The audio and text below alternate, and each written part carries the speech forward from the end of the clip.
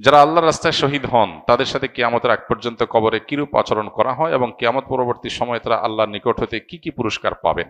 শাহাদাতের তামান্না লালন করা এটা ইমানদারের জন্য অত্যন্ত ফজিলতপূর্ণ একটি আকাঙ্ক্ষা, একটি আমল। যদি কোনো মানুষের শাহাদাতের কোনো স্বপ্ন না থাকে তাহলে তার মৃত্যুটা অনেকটা মুনাফিকের মৃত্যুর মতো। কারণ একজন মানুষ মুখে বলবেন আমি জান্নাত বিশ্বাস করি, আখিরাত বিশ্বাস করি, আল্লাহর সামনে দাঁড়ানো বিশ্বাস করি, তাহলে সে জান্নাতে যাওয়ার জন্য মরিয়া থাকবে না, এটা তো হতে পারে না। শাহাদাত হলো জান্নাত লাভের সবচেয়ে শর্টকাট পথগুলোর একটা, সবচেয়ে সংক্ষিপ্ত পথগুলোর একটা হলো কি শাহাদাত। হ্যাঁ, মানুষের হক নষ্ট করে থাকলে সেটা কিন্তু শাহাদাতেও কুলাবে না, এটা খুব ডেঞ্জারাস। কাউকে অন্যায়ভাবে অনাচার করেছেন, জুলুম করেছেন, হক নষ্ট করেছেন, টাকা মেরে খেয়েছেন, তাহলে এইটার প্রতিকার আপনাকে দুনিয়াতে করতে হবে, তার কাছ থেকে মাপ চাইতে হবে, আদায় করতে হবে। এই ছাড়া আর বাকি সব গুনাহ শাহাদাতের মাধ্যমে আল্লাহ তাআলা মাফ করবেন ইনশাআল্লাহ তাআলা। কোরআনে কারীম আল্লাহ বলেছেন ওয়ালা তাহসাবান্নাল্লাযীনা কুতিলু ফি সাবিলিল্লাহি আমওয়াতা বাল আহইয়াউন ইনদা রাব্বিহিম ইউরযাকুন। শাহাদাতের অন্যতম একটা মর্যাদা হলো শহীদদেরকে আল্লাহ তাআলা বিশেষ জীবন দিয়ে রাখেন। মানুষ মারা যাওয়ার পর কবরে আমাদের কাছে সে মরা লাশ হতে পারে, কিন্তু তার অনুভব করবার মতো শক্তি আল্লাহ দিয়ে তাকে কবরে জান্নাতি হলে জান্নাতের নেয়ামত, জাহান্নামী হলে জাহান্নামের শাস্তি তাকে উপভোগ করান। এটি আহলে সুন্নাত জামাতের আকীদা, কোরআন হাদিসের আলোকে প্রমাণিত বিষয়। কিন্তু যারা শাহাদাত অর্জন করেন, শাহাদাত লাভ করেন, শহীদ হন, আল্লাহ তাআলা তাদেরকে একটা বিশেষ জীবন দেন যেটা অন্য সাধারণ মৃত মানুষরা পায় না। এই জন্য শহীদ বাহ্যিক দৃষ্টিকোণ থেকে, দুনিয়াবী দৃষ্টিকোণ থেকে মারা যায়, প্রকৃত অর্থে সে আসলে মারা যায় না, সে অমর থাকে। এটা হলো একটা ফজিলত।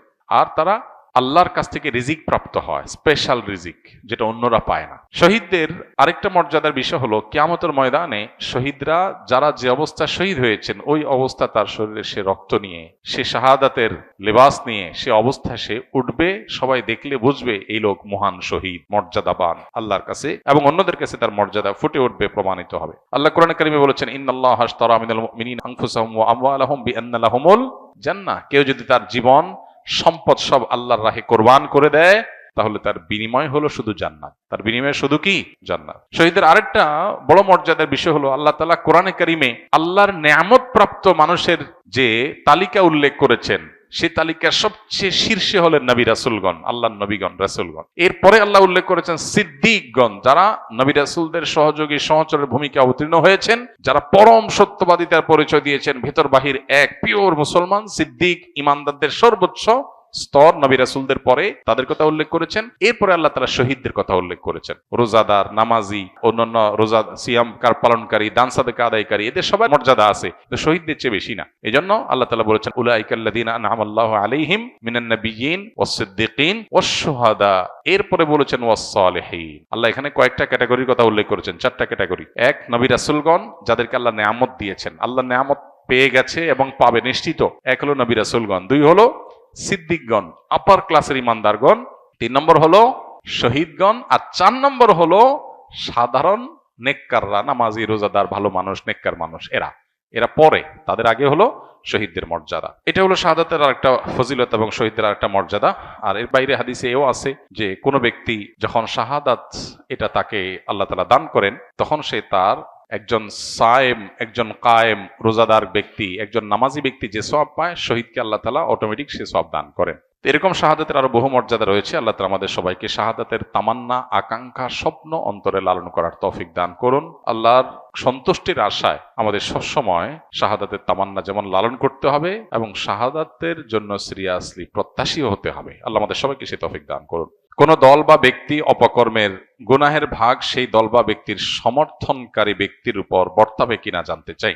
কোন ব্যক্তি যদি কোনো দলের অন্ধ অনুকরণ করে, এমনকি দল যদি অন্যায় অনাচার করলেও সে সেটা সমর্থন দেয়, অথবা সে জানে কাউকে সমর্থন করলে সে দিন শেষে তার নিজের টিকে থাকার প্রয়োজনে, তার ক্ষমতা রক্ষার প্রয়োজনে সে হয়তো খুন করবে, হয়তো অন্যায় করবে, হয়তো অনাচার করবে, এগুলো জেনে শুনেও যদি কে তাকে সমর্থন করে, অবশ্যই তার গুনাহের দায়ভার তাকেও বহন করতে হবে। কারণ নবী করিম সাল্লাল্লাহু আলাইহি সাল্লামের বহু হাদিস রয়েছে এই বিষয়ে। কোরআনে কারিমে আল্লাহ বলেছেন ওয়ালা তাআওয়ানু আলাল ইসমি ওয়াল উদওয়ান, পাপ সীমা লঙ্ঘনের কাজে তুমি সাহায্যকারীর ভূমিকায় যেও না, সাহায্যকারী হইও না।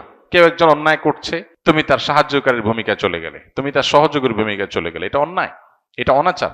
তো জন্য এই বিষয়গুলো থেকে আমাদের বেঁচে থাকার সর্বোচ্চ চেষ্টা করতে হবে। আল্লাহ আমাদের সবাইকে সেই তৌফিক দান করুন।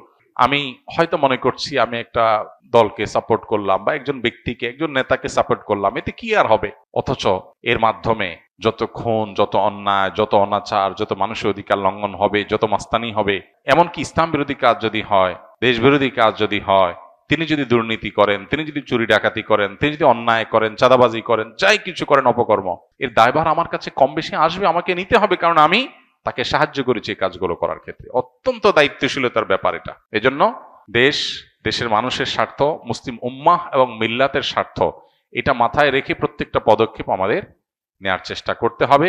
আমাদের নেতৃবৃন্দকেও আমরা দোয়া করি আল্লাহ তাআলা তাদেরকে আমাদের দেশের কল্যাণে, মানুষের কল্যাণে, মুসলিম উম্মাহর কল্যাণে কাজ করার তৌফিক দান করুন। মানুষের চাহিদা, মানুষের চাওয়া, পালস বুঝে যেন তারা চলতে পারেন। তারা যেন ভিনদেশীদের চেহারার দিকে তাকায় না চলতে হয়। তারা যেন মানুষের চাওয়া অনুযায়ী বা মানুষের মনের যে আকাঙ্ক্ষা, ধর্মপ্রাণ মানুষের মনের আকাঙ্ক্ষাকে যেন তারা বাস্তবায়ন করতে পারেন। আল্লাহ তাদেরকে সেই তৌফিক দান করুন। আমার বন্ধুর বাবা ঘুষের সাথে জড়িত, এই অবস্থায় বন্ধুর কাছ থেকে কোনো খাবার বা উপহার গ্রহণ করা কি যাবে? যেহেতু বর্তমানে আমার ছাত্র এবং নিজেদের অর্থ উপার্জনের সক্ষমতা নেই।